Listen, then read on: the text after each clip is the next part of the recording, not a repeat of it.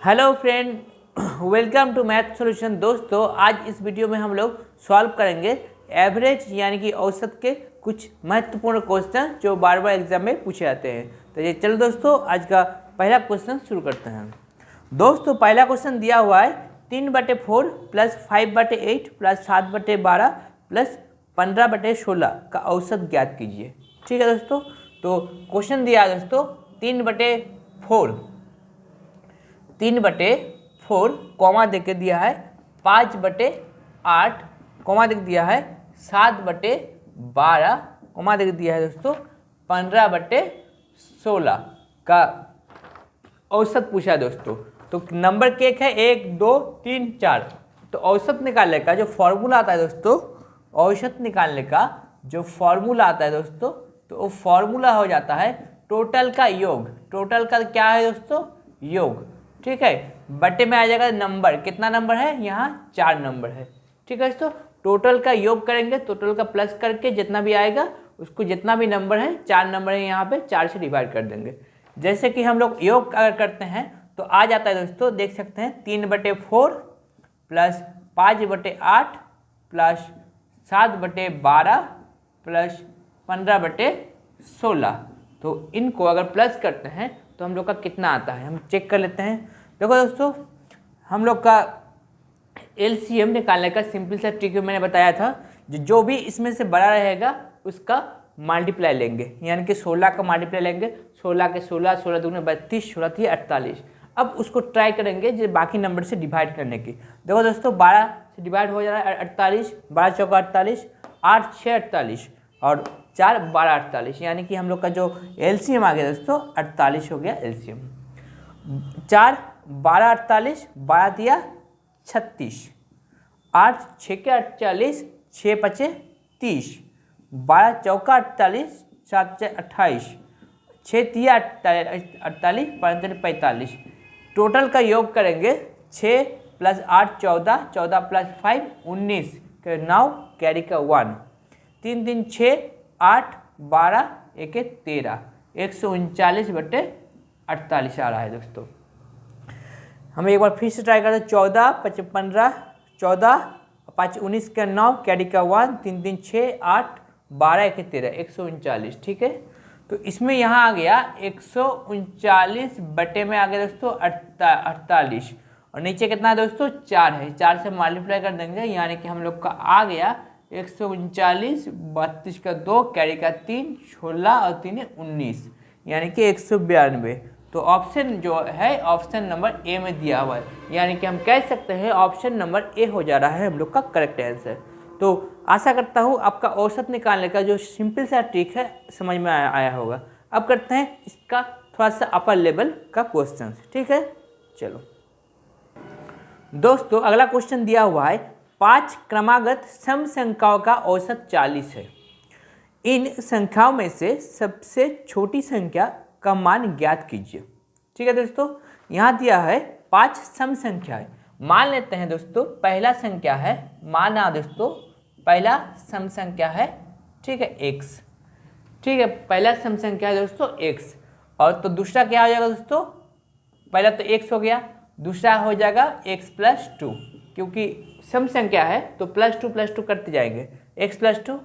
इसके बाद जो सम संख्या है दोस्तों x + 4 हो जाएगा। उसका बाद जो सम संख्या है दोस्तों x + 6 हो जाएगा। और उसका बाद जो सम संख्या है दोस्तों वो हो जाएगा x + 8। तो 5 क्रमागत सम संख्या पूछा था, 1 2 3 4 5 हो गया। अब दोस्तों औसत दे दिया है उसका 40। ठीक है, इसका अगर हम औसत निकालते हैं तो आप देख सकते हैं औसत निकालने का जो मैंने ट्रिक बताया था, जिस सबको प्लस कर देंगे। तो यहाँ देखिए x x x x x कितना बार है? 5 बार है, यानी कि दोस्तों हम लिख दिया 5x।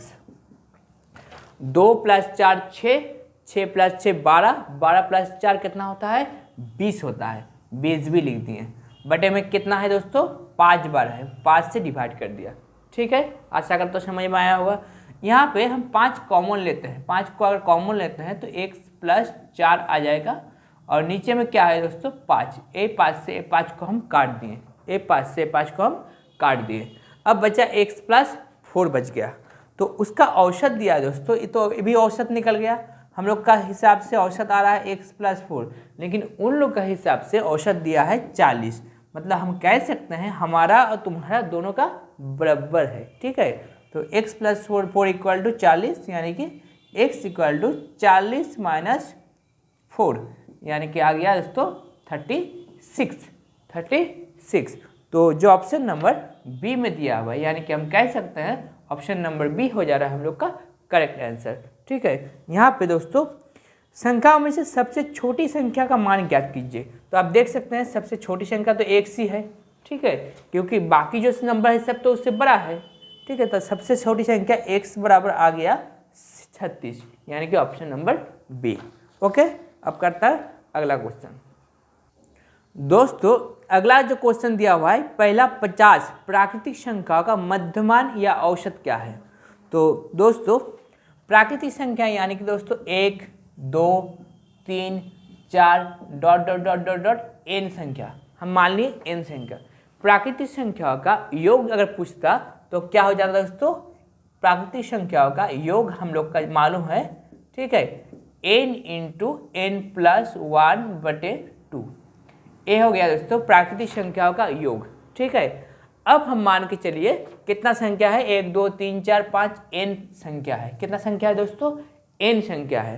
तो अब हम लोग अगर औसत निकालते हैं, प्राकृतिक संख्याओं का औसत निकालते हैं, तो हम लोग का क्या आ जाएगा दोस्तों, n × n+1/2 बटे में क्या आ जाएगा दोस्तों, n आ जाएगा, क्योंकि हम लोग का नंबर ऑफ संख्या कितना है, n है, तो n से डिवाइड कर दिया, n कट गया, मतलब जो आया दोस्तों n+1/2।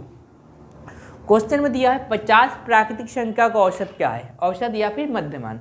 तो यहाँ पे दोस्तों अगर n का वैल्यू हम 50 लिख देते हैं, तो 50 + 1 यानी कि दोस्तों 51 बटे में आ गया 2। मतलब हम कह सकते हैं 50 का आधा होता है 25 और 1 का आधा होता है 0.5, यानी कि 25.5 हो जाएगा हम लोग का करेक्ट आंसर, जो ऑप्शन नंबर बी में दिया हुआ है, जो हम कह सकते हैं ऑप्शन नंबर बी हो जाता है हम लोग का करेक्ट आंसर, ठीक है दोस्तों। उम्मीद करता हूँ आपको ये मैथ भी अच्छे से समझ में आया होगा। अब करते हैं नेक्स्ट क्वेश्चन, इससे थोड़ा सा अपर लेवल का क्वेश्चन। दोस्तों अगला क्वेश्चन दिया हुआ है, 3 संख्याओं का औसत 7 है, पहले 2 संख्याओं का औसत 5 है, जबकि अंतिम 2 संख्याओं का औसत 8 है। तो तीनों संख्या का कौन सी है, तीनों संख्या पूछा है। तो दोस्तों इसको हम सॉल्व करने के लिए हम तीनों संख्या को मान लेते हैं। माना दोस्तों तीनों संख्या है x, y, z, 3 संख्या है दोस्तों, x, y, z, 3 संख्या है। तो दोस्तों पहला जो क्वेश्चन दिया है तीनों संख्याओं का योग, यानी कि दोस्तों प्लस करके बटे में 3, तीनों संख्याओं का औसत दे दिया दोस्तों 7, ठीक है। तीनों संख्याओं का औसत दे दिया दोस्तों 7, तो x + y + z बटे में 3 = 7।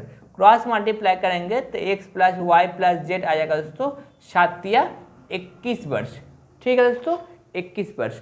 अब दिया है जे पहले 2 संख्याओं का औसत, पहला 2 संख्या क्या है दोस्तों, x और y है, यानी कि हम लिखेंगे पहला 2 संख्याओं का औसत दोस्तों बटे में 2 लिखेंगे, कि 2 संख्या इसलिए 2 बटे में 2, इसका औसत दिया है 5।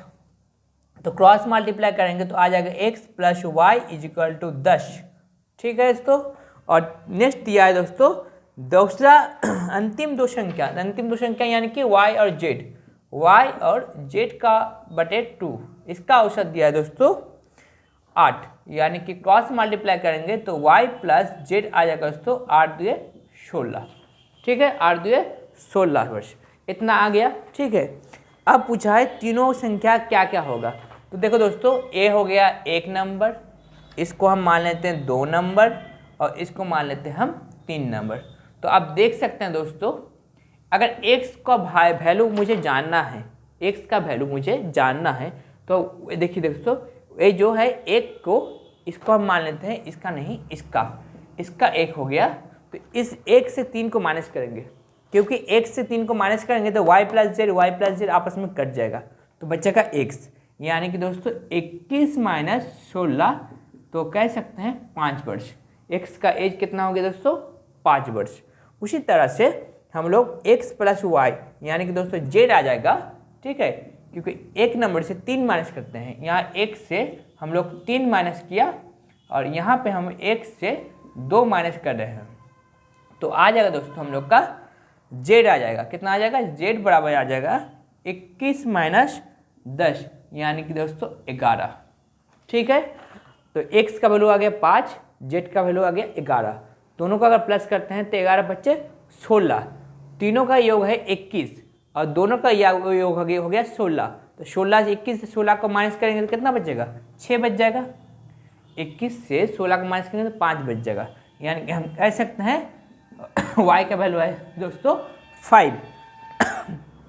तो हम लोग का जो ऑप्शन है दोस्तों, ऑप्शन सी हो जा रहा है करेक्ट आंसर, क्योंकि इसी में ही दिया हुआ है 5, 5 व 11 वर्ष, ठीक है। तो तीनों का एज हम लोग का आ गया। दोस्तों अगला नेक्स्ट क्वेश्चन करते हैं अब। दोस्तों अगला क्वेश्चन दिया हुआ है 4 संख्याओं a b c d का कुल औसत 26 है। 4 संख्या है, उसका औसत दिया है 26। यदि a और b का औसत 19.5 है, 19.5 है, तो c और d का औसत क्या होगा? दोस्तों a plus b plus c plus d चारों का योग किया, उसके बटे में 4 लिया, तो क्या आ गया दोस्तों? औसत। औसत दिया है दोस्तों 26 दिया है। तो अगर क्रॉस मल्टीप्लाई करते हैं हम लोग का तो आ जाता है दोस्तों a plus B plus C plus D, यानी कि 26 के 4 से मल्टीप्लाई करेंगे, 4 से 24 का 4, कैरी का 2, 8 9 10 104, ठीक है दोस्तों। तो औसत दिया है a और b का औसत दिया है 19.5, a प्लस b बटे में 2, क्योंकि 2 नंबर है, इसका जो औसत दिया है दोस्तों 19.5। तो इसको अगर क्रॉस मल्टीप्लाई करते हैं तो बनता है a plus B is equal 19 का डबल 38 और 1 39। तो पूछा है दोस्तों जी c और d का औसत क्या होगा? तो a plus B plus C plus D से इसको अगर माइनस कर देते हैं तो हम लोग का कितना बचता है दोस्तों? देख लेते हैं।